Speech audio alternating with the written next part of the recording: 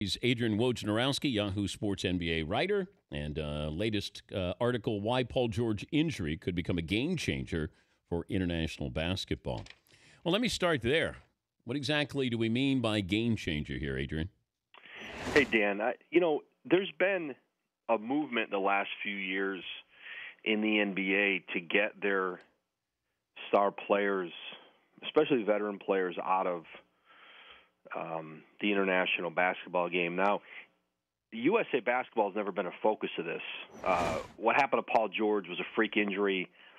That could happen anywhere, playing in a pickup game, in a workout. And I think it's never been the catastrophic injury. I think that's been the concern of guys in the league. It's been more the wear and tear of playing internationally. And you don't really get wear and tear playing for USA. They don't have to overuse their players. They don't have to play many qualifying tournaments. It's more the Manu Ginobili's and Tony Parker's, Dirk Nowitzki's, Luol Deng, for example, guys who play for smaller countries where there's more asked of them, there's more qualifying tournaments, where guys have in the past have been asked to play injured or, don't have doctors necessarily always who are going to be concerned about a player's NBA team and his contract. And it's just let's get through this qualifying tournament. That's what's concerned NBA teams, but you can't tell your European guys, hey, you guys can't play, but the USA guys, you guys can keep playing this. It's going to be all or nothing.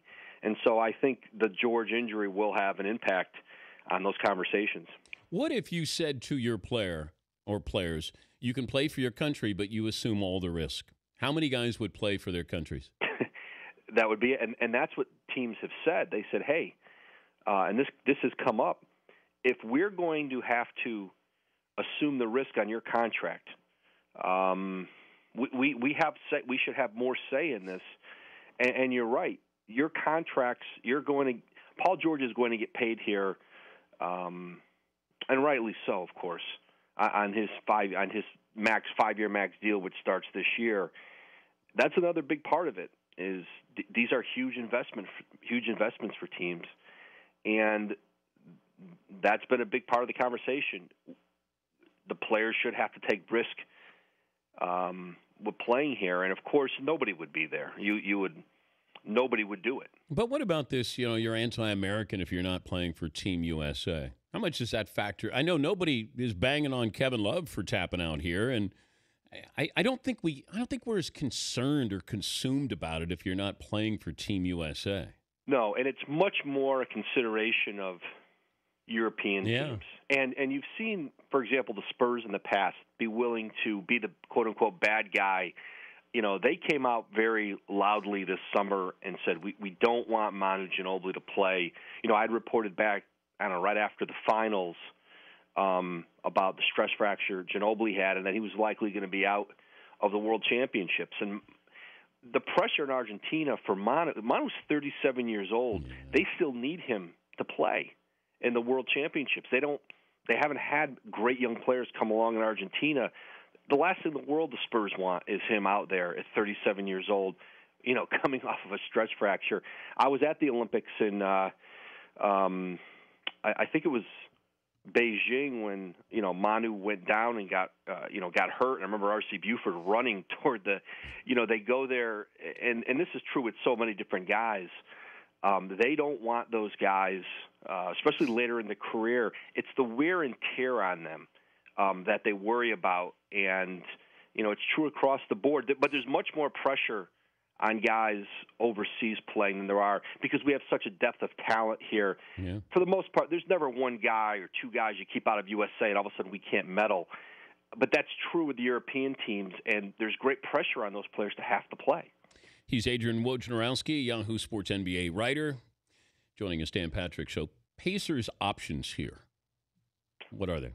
Well, they can get a injured player exception, but there's really nobody out there for them to sign at this point it's going to make any kind of a difference. There's very few free agents left. There's a very good chance they'll miss the playoffs this year. Yeah, I don't even know. I looked at it and thought, you know what? They might be one of those 43, 44 win teams, even without George in there. And that might be enough in the East. But, I mean, that's no consolation prize. I was wondering if you just go like the 76ers go and say, hey, you know what? Let's try to mail in this season. Or do you trade Roy Hibbert or David West? Do you all of a sudden say, let's just go down to the bare bones here and wait for Paul George to come back at age 25? Well, the hope obviously for them is he comes back at full strength the year after, and you'd still want to. But remember, this team lost its two best players. They've lost Lance Stevenson and they've lost Paul George. And what team in the East, or especially in the East, can you take the two best players off and they're still a playoff team? Except Tom Thibodeau, so you could take everybody off and he'd still get in the playoffs somehow. But other than the Bulls, I don't think you could do that with anybody. Well, you talked about the Bulls. I think lost in all of this is Derrick Rose is real. He's been Derrick Rose. Yeah, and everybody had been saying that at training camp with Team USA, and you saw that early in the game, and that would have been the story of the night. That's why everybody was watching that scrimmage on a Friday night in the summer, was to see how Derrick Rose looked, and he looked tremendous. And then the Paul George injury happened, and obviously Rose's comeback got overshadowed, but you saw that explosion and the quickness, and and that's great. That's great for him. It's great for the Bulls, for the NBA. I mean, we forget this was the youngest NBA MVP in history. And he's trying to get back to that place. All right, is it all but done? Kevin Love to the Cavaliers. Yeah, barring, everything is pointing to that. There was going to be this break in time here because, Andrew Wiggins' contract can't be traded till a little bit until 23rd of this month or 24th of this month. But certainly it's lining up, and I still think they're working through details on who exactly will all be in the deal and whether they need a third team, perhaps like a Philadelphia. In it, but I think the main components are, barring somebody else having a change of heart around the league. If Golden State changes its mind and it gives Minnesota something else to look at, everything's pointing toward Love starting the season in Cleveland. Thank you, Adrian. Good to talk to you again. Thanks, Dan. Talk to you soon. Adrian Wojnarowski, best NBA writer out there.